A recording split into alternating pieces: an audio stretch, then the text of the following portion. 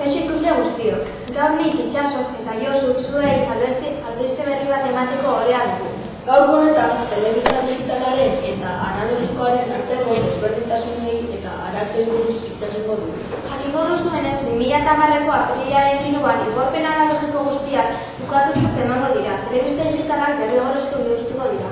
Baina, zer desberdintasun dago bien artean? Alde batetik, telebista digitalen programa aukera askoz ere gehiago ematen dute, eta gainera soinu eta irudi kalitateak askoz hobeak izango dira. Baina zuk dakizu zer behar duten konektatzeko? Oso erraza, analogikoak antenen bidez konektatzen dira eta digitalako ere kablen bidez. Bai, oso erraza, uste hemen baino errazagoa. Gainera, mota askotako telebista digitalak aurki ditzakegu, lurreko telebista digitalak, ADSL-ak. Urte batzuen buruan, telebista gabe ez geratzeko hauetako bat eroste izango litzateke hoberena. Gainera, lehen aipatutako hainbat mutatakoak daude, salmentan. Honek erosketak errazten digu, aukera bat baino gehiago ditaude.